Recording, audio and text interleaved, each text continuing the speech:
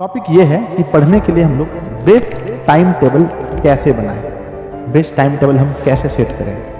तो पहले बच्चों, कक्षा 10वीं के विद्यार्थी हैं आप या कक्षा 11वीं 12वीं किसी भी क्लास के विद्यार्थी हैं, तो आप इस वीडियो को पूरा अंत तक देखें। आपके मन में जो भी डाउट है इस टॉपिक को लेकर के आज के बाद नहीं रहेगा। तो पहले बच्चों आइए देखते हैं। सबसे पहले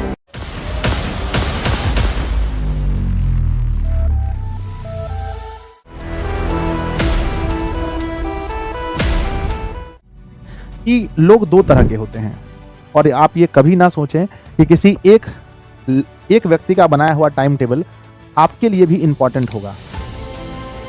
समझ रहे ना? क्योंकि आपका लाइफ स्टाइल कैसा है, उनका लाइफ स्टाइल कैसा है, आपका घर कैसा है, घर के रहन सहन कैसे हैं, उनका घर का रहन सहन कैसा है, आप क्या खाना पीना खाते हैं, वो क्या खाना पीना खाते हैं, सब कुछ डिपेंड करता है बच्चों। और उसके बाद भी सबसे बड़ा प्रॉब्लम तो यहाँ ये होता है कि आप डे में पढ़ने वाले स्टूडेंट हैं या नाइट में पढ़ने वाले स्टूडेंट हैं। कुछ बच्चे ऐसे होते हैं जो दिन में बहुत ज़्यादा पढ़ने पर विश्वास करते हैं, सुबह 4:30-5 बजे ही उठ जाते हैं और पूरी मेहनत करके बच्चों पढ़ाई करते हैं पूरे दिन भर और रात में जल्दी 9 बजे सो जाते हैं।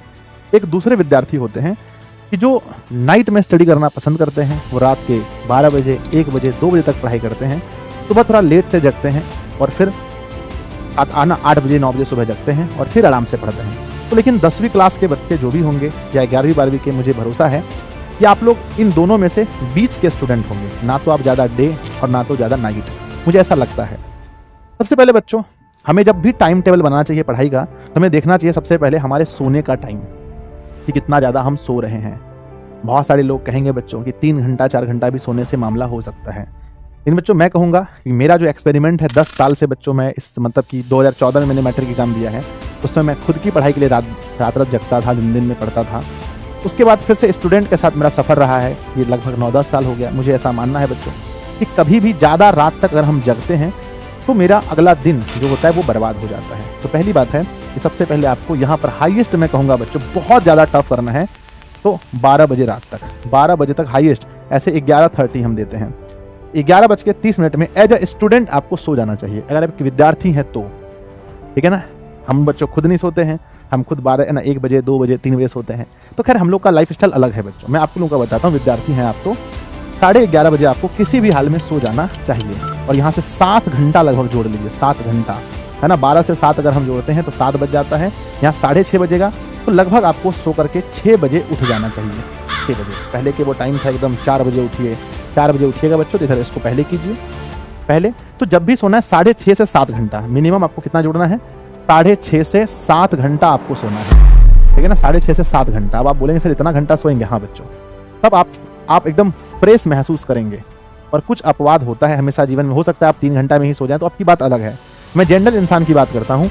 जब आप 6:30 से 7 घंटा पढ़ते हैं तब आप आगे 6:30 से 7 घंटा सोते हैं, उसके बाद जो भी टाइम आपके पास बचता है ना, फिर वो टाइम आपका दिमाग 100% बच्चों एकदम पूरी तरीके से आपका साथ देता है, आपका शरीर भी आपका साथ देता है बच्चों। अगर आपका शरीर स्वस्थ रहेगा तभी आप अच्छे से स्टडी कर पाएंगे। शरीर बच्चों मान के चलिए सोने, है ना, बहुत पढ़ने का मन कर रहा है पर शरीर बच्चों बार बार सोने लग रहा है, बार बार थक जा रहा है। इसीलिए पहले आपको सोने का टाइम फिक्स कीजिएगा। आप लोग कमेंट बॉक्स में लिखिएगा कि आप कितना टाइम सोते हैं, पहली बात कितना घंटा सोते हैं। अब आपने सो लिए 7 घंटा, यानी 24 घंटे के 7 घंटे तो आपने निकाल लिए। अब बच्चों होता है कोचिंग या ऑनलाइन क्लास। अब ये कोचिंग और ऑनलाइन क्लास जो है, इसको और प्लस में हम स्कूल कहते हैं, प्लस स्कूल, इन तीनों का टाइम आपको जोड़ना पड़ेगा कि आप कोचिंग में कितना टाइम दे रहे हैं, स्कूल में ऑनलाइन क्लास में कितना दे रहे हैं। स्कूल में बच्चों, स्कूल में बच्चों मैं अगर बताता हूँ, अगर आपकी स्कूल में पढ़ाई नहीं होती है, पढ़ाई अगर नहीं होती है आपके स्कूल में, तो स्कूल में छुट्टी भी लेना शुरू कर दो। अगर कहा जा रहा है कि 70-75% अटेंडेंस बनाना है तो कभी भी 100% स्कूल मत जाओ, क्योंकि जो टाइम आपका बचेगा उस दिन आप बहुत अच्छी स्टडी कर पाएंगे। जब स्कूल आप नहीं जाएंगे तो 3-4-5 घंटा आपके पास बच जाता है, पूरा 4-5 घंटा आपके पास बचता है और उस समय आप बहुत अच्छे से घर पे बैठ के स्टडी कर सकते हैं। तो अगर स्कूल में पढ़ाई होती है तब तो आप डेली जाइए, नहीं होती है तो अवॉइड कीजिए कि जब भी मौका मिले छुट्टी का, तो छुट्टी भी जरूर कीजिए अपनी स्टडी के लिए, पढ़ने के लिए। तो मान लेते हैं कि हमारे पास टोटल 7 घंटा हम सो गए और कोचिंग ऑनलाइन क्लास स्कूल से मिला करके हमारे लगभग 5 घंटा निकल गए, 5 घंटा या फिर 7 है ना, 6 घंटा। तो 6 और 7 कितने हो गए, 13 घंटा आपका खत्म हो गया, 13 घंटा। अब आपके पास प्रॉपर कितना घंटा बचा है? अब आपके पास प्रॉपर 11 घंटा बचा है, 11 घंटा। कितना बचा है? 11 घंटा। 11 घंटे में हम लोग बच्चों खाना पीना नहाना ये सब में हम निकाल देते हैं कि टोटल में आपके लग जाएंगे टोटल 2 घंटे। बचा कितना घंटा? 9 घंटा। अब आपके पास बचा है 9 घंटा। कितना बचा है? 9 घंटा। 9 घंटा में फिर हम आपको आपकी हैप्पी के लिए, आपकी हैप्पीनेस के लिए, आपको घूमने फिरने के लिए, आपको मेरे बच्चे थोड़ा सा मोबाइल वगैरह चलाने के लिए, कुछ आप खोल करके देख रहे हैं मूवी वगैरह ये वो, उसके लिए भी हम आपको दे देते हैं फिर से हम 2 घंटा। 2 घंटा बचा कितना बच्चों? बचा कितना? 7 घंटा। 7 घंटा के बाद बच्चों आपको फिर हम लोग है ना कुछ इंपॉर्टेंट वर्क आपका होगा, इंपॉर्टेंट वर्क होगा मेरे बच्चे। तो आप मान लेते हैं कि 1 घंटा हम वहां दे दिए। अब जो आपके पास 6 घंटा बचा है सेल्फ स्टडी के लिए, 6 घंटा में हम आपको 1 मिनट भी नहीं देने वाले हैं, 1 सेकंड भी आपको नहीं देने वाले हैं बच्चों। ये जो 6 घंटा आपके पास बचा है, देखिए मैंने हर चीज़ में आपको दिया है। सोने के लिए मैंने प्रॉपर टाइम दिया है, कोचिंग स्कूल सबके लिए मैंने प्रॉपर टाइम दिया है, हर चीज़ के लिए मैंने प्रॉपर टाइम दिया है। अब जो आपके पास 6 घंटा का टाइम बचा है, इस 6 घंटा को ही मेरे बच्चे, 6 घंटा को ही है ना, 6 घंटे के ही जो 6 घंटा बचा है इसमें ही आपको पढ़ाई करनी है, जिसमें आपका होमवर्क सेल्फ स्टडी होगा। ये रहा आपका 6 घंटा, है ना। 6 घंटा आपका रहा। अब इस 6 घंटे को मेरे बच्चे आपको जैसे बांटना है, जब आपका ये 6 घंटा मिल रहा है उस समय आपको 6 विषय हैं। कितने हैं? 6 विषय आपको पढ़ने हैं। 1 2 3 4, ये हुआ 5 और ये हुआ 6। 6 विषय हैं और आपके पास 6 घंटे हैं। अब आप समझ लीजिए कि किस विषय को हमें कितना टाइम देना है। अलार्म वाली एक घड़ी मिलती है, पापा को बोलना कि अलार्म वाली घड़ी मिलती है जिस पर ऐसा टाइम लिखा रहता है कि 23 सेकंड 24 सेकंड, इस तरह से घड़ी हमेशा होता है। इस तरह से मेरे बच्चे घड़ी आपके सामने जो है टिक टिक टिक टिक करता रहेगा।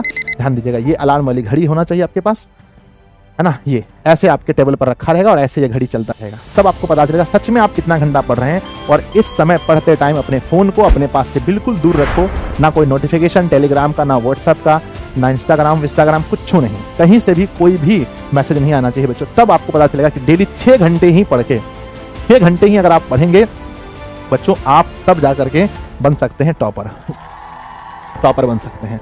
तो मेरा अभी तक 10 साल का जो एक्सपीरियंस बताता है उसमें मेरा यही निकल कर आता है कि बच्चों सबसे ज़्यादा जो है यही तरीका काम आता है जहाँ आपके पास फ्रीडम है सोने की, जहाँ आपके पास फ्रीडम है घूमने की, फिरने की, इंपॉर्टेंस काम की, स्कूल की, कोचिंग की, हर कुछ छोड़ करके भी 6 घंटा मैंने आपकी ज़िंदगी से निकाल लिया है।